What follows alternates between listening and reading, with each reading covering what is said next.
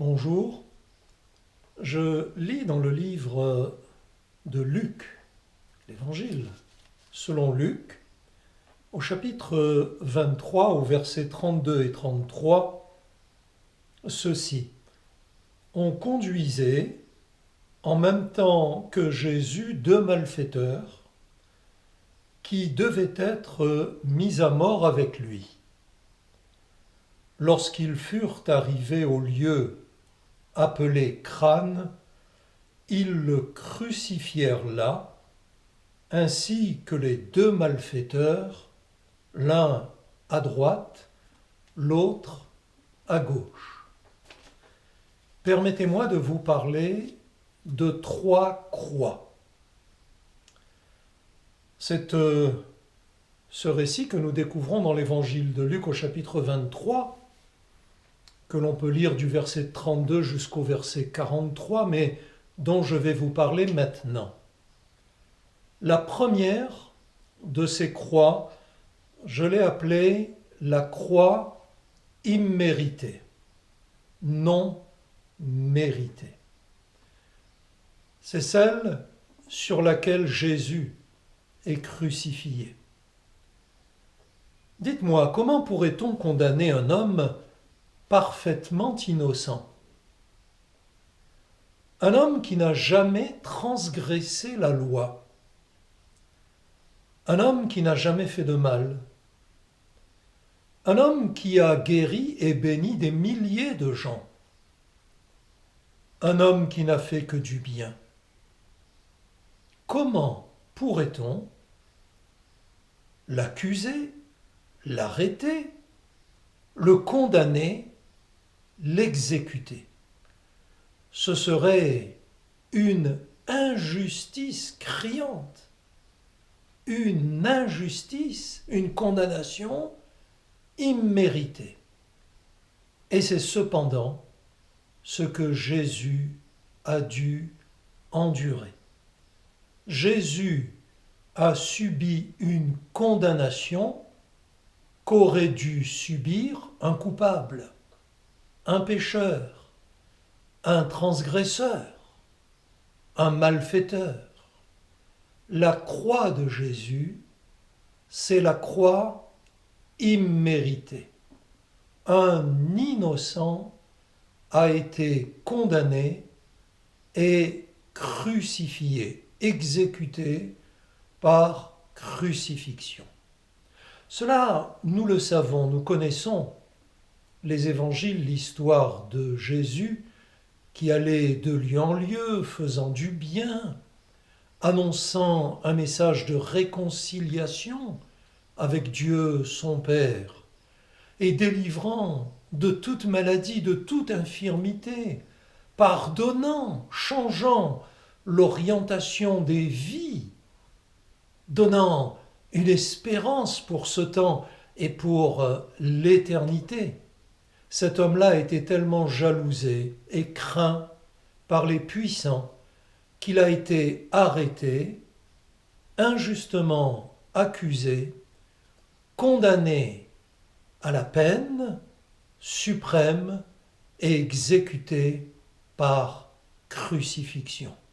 Vous comprenez pourquoi j'appelle cette croix-là la croix imméritée. Je voudrais maintenant vous parler de la croix d'un révolté.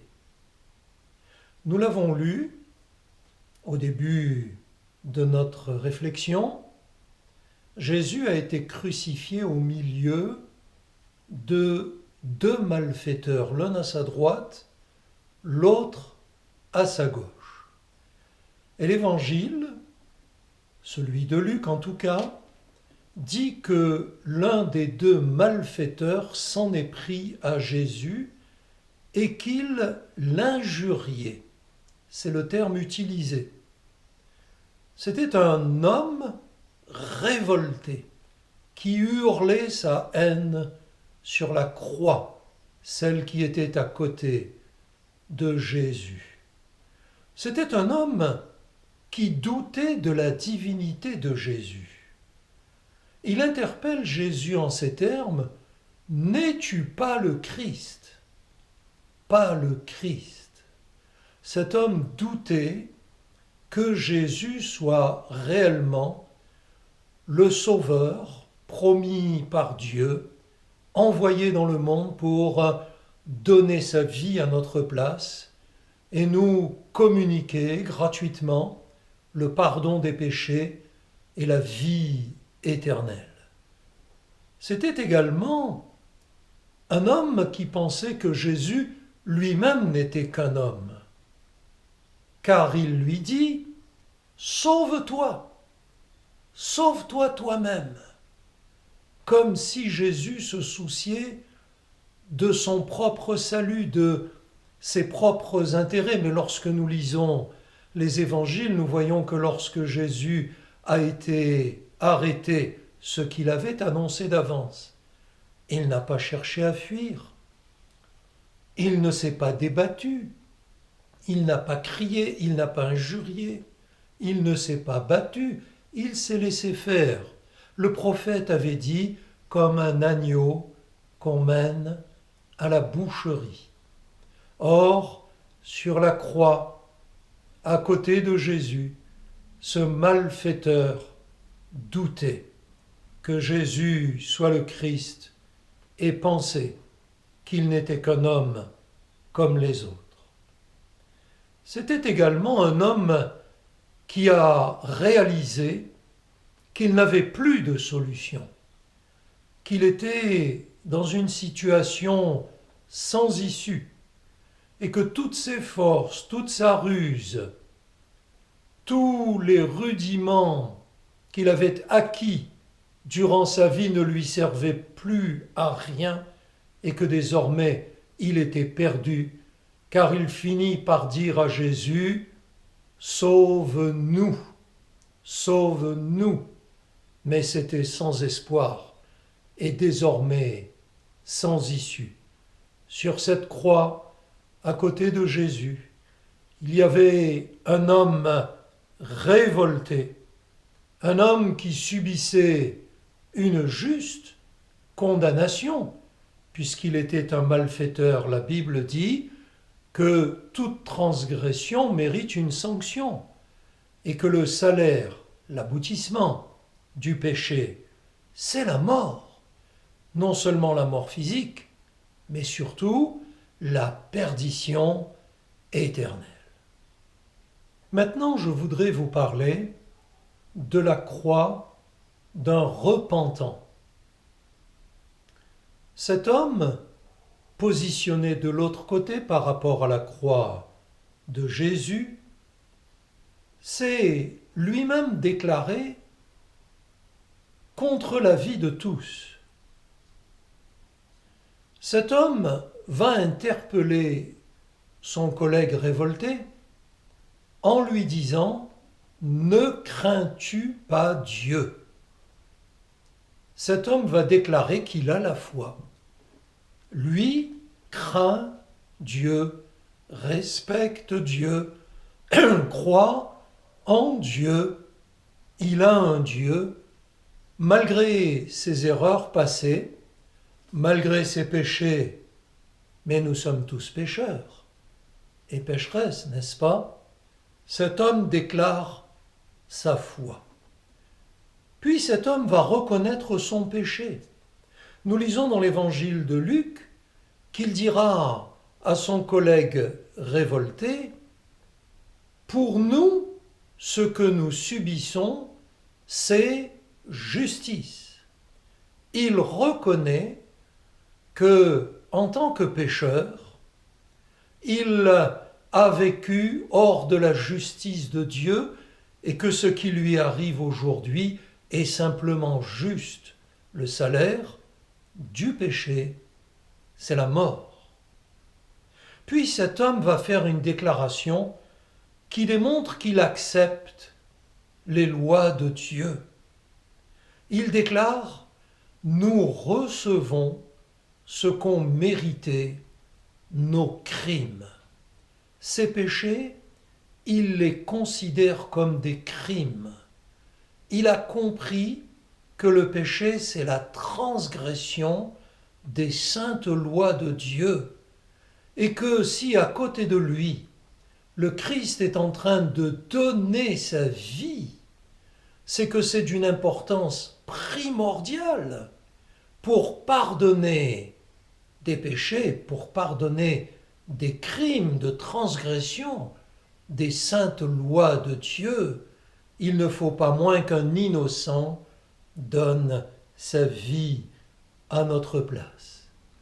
Puis cet homme va publiquement proclamer la sainteté de Jésus. Il déclarera « Celui-ci n'a rien fait de mal ». Aucun homme sur terre n'a rien fait de mal.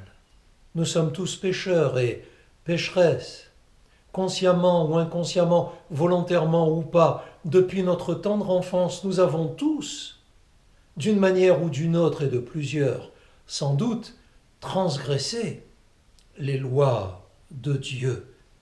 Et cet homme va reconnaître son état de pécheur, mais aussi la sainteté de celui qui meurt à côté de lui. Celui-ci, dira-t-il, n'a rien fait de mal.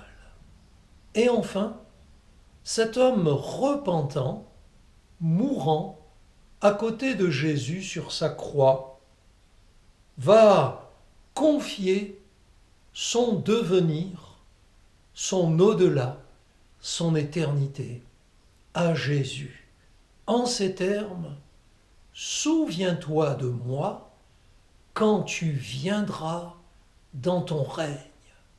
Cet homme croit à l'au-delà. Il a compris que d'un instant à l'autre, il va mourir. Mais il croit qu'il y a une vie au-delà. Et que cette vie doit être remise pendant qu'il en est temps entre les mains du Christ, entre les mains du Sauveur du monde. Il a compris qu'il a besoin du pardon de Jésus et de la garantie de son salut. Alors il va confier son âme et son éternité à Jésus dans les termes que je vous ai dit. Souviens-toi de moi quand tu viendras dans ton règne. Revenons maintenant à la croix centrale, à celle sur laquelle Jésus donne sa vie, avec à sa droite et à sa gauche de malfaiteurs, dont l'un l'a interpellé, en l'injuriant, en doutant de lui, et en lui adressant des paroles de doute et d'incrédulité. J'observe qu'à cet homme-là, Jésus n'a pas répondu un mot. Par contre, Jésus a répondu à l'autre crucifié, celui qui s'est reconnu pécheur, celui qui a déclaré que Jésus était juste, le juste, celui qui a confié son avenir et son éternité à Jésus.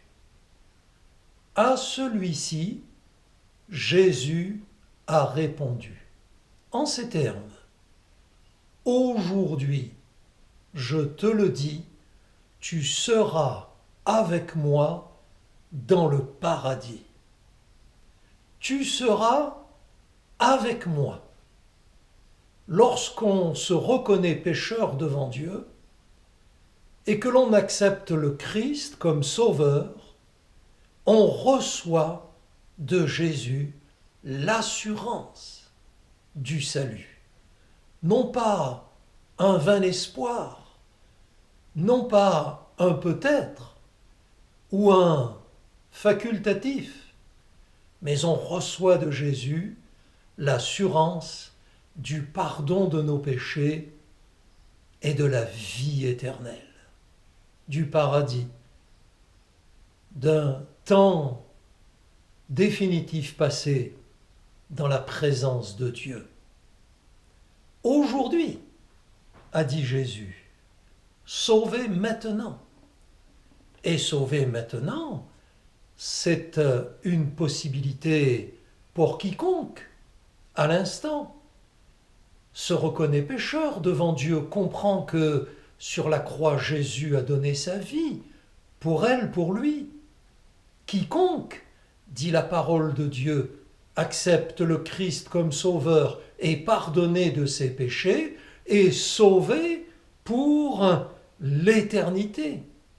L'œuvre de Jésus sur la croix imméritée, l'œuvre de l'innocent, l'œuvre du seul juste, l'œuvre du Christ nous garantit le pardon de nos fautes et la vie éternelle pour notre âme, pour peu que nous nous repentions de nos péchés et que nous acceptions Jésus comme notre seul Sauveur.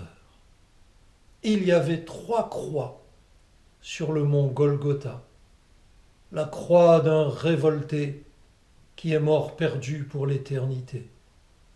La croix d'un repentant qui a trouvé en Jésus son espérance, qui a trouvé en Jésus son pardon et sa garantie pour l'au-delà, pour la vie éternelle. Et puis il y avait la croix centrale, celle sur laquelle le Fils de Dieu a donné sa vie pour vous, pour moi.